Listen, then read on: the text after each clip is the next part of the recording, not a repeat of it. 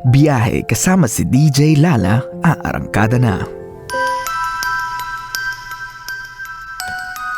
Hi my love, 10:53 on the clock at oras na para sa ating special biyahe, Sender of the Night. Ito po ang ating biyahe, the Halloween special, and this time around, ito ay ang nakakagimbal na storya ng isa sa ating mga kabisyong pinadala sa ating Facebook page, DJ Lala Banderas. We are also live now sa Lover Radio Manila. Kaya mga love, ito na po ang nakakakilabot na biyahe ni Mike.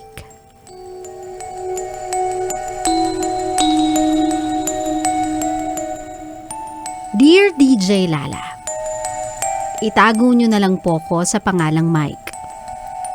Gusto ko lang pong i-share yung hindi ko maunawaang nangyari sa akin. 2 years ago, I lost my mom. At dahil nasa ibang bansa ako, hindi ko siya napuntahan sa mga huling sandali niya sa mundo. Hindi rin po naging maganda ang pag-alis ko nung huli kaming nagkita. Nakiusap siya na sa Pilipinas na lang akong magtrabaho. Pero sinuway ko siya at sinundan ko ang pangarap kong makapangibang bansa. Masamang-masama ang loob sa akin ni Mama. Hanggang sa hindi na muna kami nag-usap. Hanggang sa makarating ako sa ibang bansa, magsimula ako ng trabaho.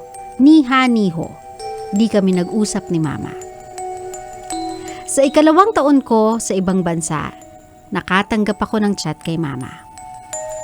Humingi siya ng tawad dahil naging mahigpit siya at pinagsisisihan na daw niya na di man lang niya ako na ihatid sa airport. Naging okay kami for a while. Pero mabilis na lumipas ang 15 years. Ni isang beses, di ako umuwi ng Pilipinas. Hanggang sa nagkasakit na si Mama. Ang dami kong naging rason kung bakit di ako makauwi. Pero ang totoo, ayaw ko lang talaga. Sa mga huling araw ni Mama, nakararamdam ako na parang laging malamig yung kwarto ko. Kahit naka-heater naman ako, naka-comforter, pati jacket at panlamig, nakasuot ako. Pero parang kumukurot pa rin yung lamig sa balat ko. Sa mga sumusunod na araw, nag-aamoy bulaklak na din ng bahay. Di ko alam saan yun nanggagaling. Hinanap namin ng asawa ko kung meron ba siyang nabasag na perfume, pero wala kaming nakita. Basta amoy bulaklak lang. Sa araw ng pagkamatay ng mama ko, laking kilabot ko. Dahil pag-uwi ko, tumambad sa akin pagpasok ko ng kwarto, ang maleta na gamit ko nung nagibang bansa ako.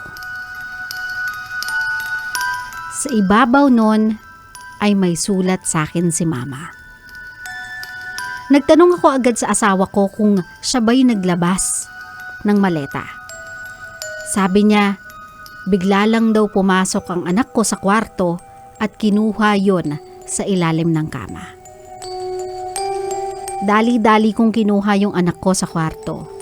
Dinala ko siya sa sala. Kahit hindi ako nagdadasal, DJ Lala, nagdasal ako ng taimtim. Kasi wala namang gumagalaw ng maleta sa ilalim.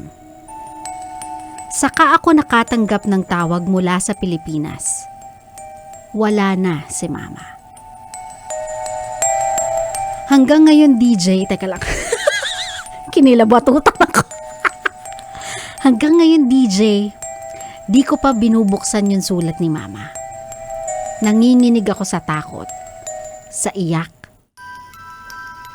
sa hiya. Hindi pa din ako nakakauwi. At hindi pa din ako nakakadalaw sa puntod ni Mama. At ang pinaka nakakakilabot para sa akin ay hanggang ngayon hindi na wawala ang amoy ng bulaklak sa loob ng bahay. Ano po ba ang dapat kong gawin? By the way, DJ, ngayon po pala ang death anniversary ni Mama.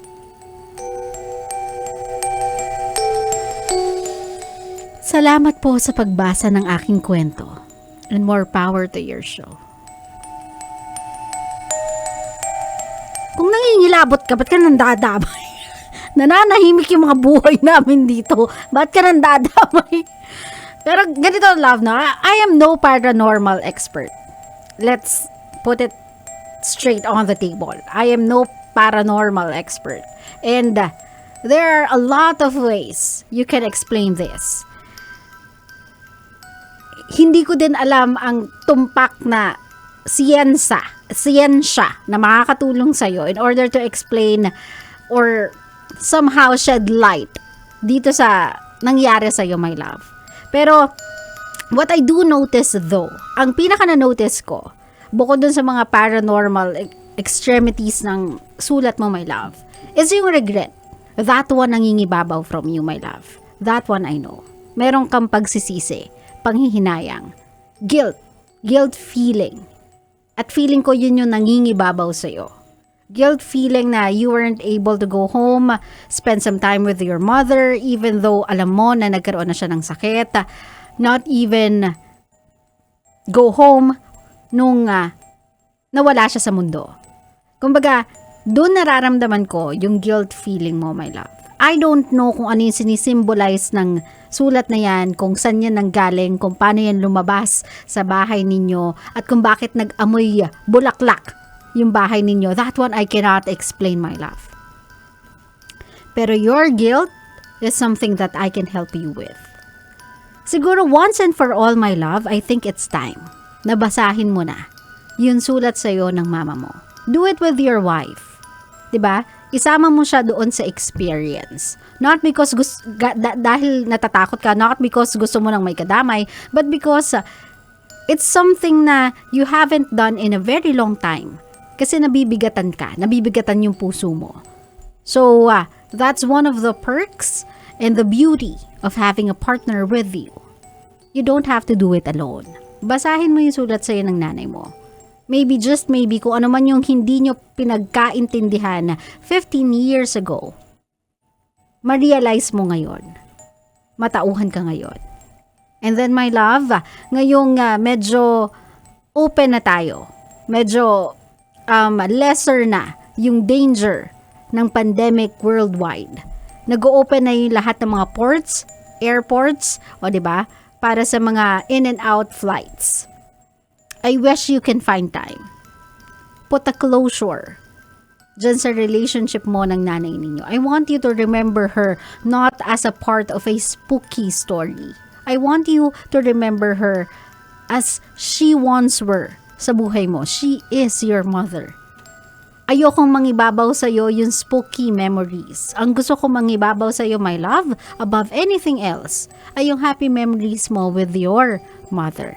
Naintindihan mo ko? At sa totoo lang, di ba, parang ginagawa natin tong thematic and all, ginagawa natin tong theme, pero ang pinaka-essence naman talaga ng gugunita natin sa Halloween is to remember those people na minahal natin, na once close sa mga puso natin, na nag-depart na from earth. O diba, this is our way of remembering them, honoring them.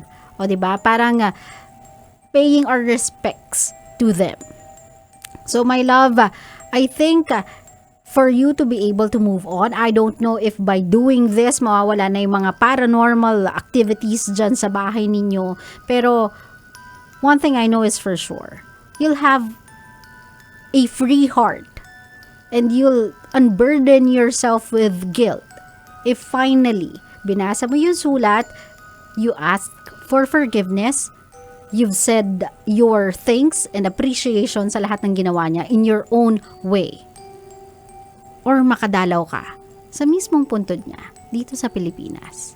Intindihan mo ako, my love, we can all be busy with our lives, but we can never forget na they are our parents. They need us. No matter how sila naghigpit noong mga panahon na bata-bata pa tayo, kung paano nila tayo kinontrol, kung ano bang term yung gusto mong gamitin to describe your relationship with your parents, manipulate, whatever, however extreme and negative you think it may be, they did it out of love.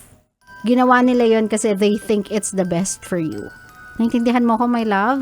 So, more than this paranormal story of yours na I'm very thankful for kasi pumasok siya sa theme natin, I think ang kailangan mong i-address dito, my love, is the guilt. Kasi it's gonna eat you up inside. Diba? Just read the letter together with your wife and apologize to your mother. Diba? You don't have to be a believer to know that you have to apologize. Ibato mo sa langit, sa universe. Bigyan mo yung sarili mo ng peace of mind. Hayaan mong makamove on ka din kasi that's what your mother would have wanted you to have. A freedom and a guilt-free kind of life. Klaro? Klaro. Ay, mga ganito, di ba? Pero believer ka man sa mga ganito, my love, or hindi, naniniwala lang ako na if it's bothering you, there's an underlying story as to why. There's an underlying reason as to why it's bothering you. And it's not just a paranormal activity. Meron niyang mensahe that you have to decipher. And sometimes, you don't have to dig deep in order to know what it is. Sometimes, alam mo na yan eh. Dinedeny mo na lang sa sarili mo na hindi mo alam.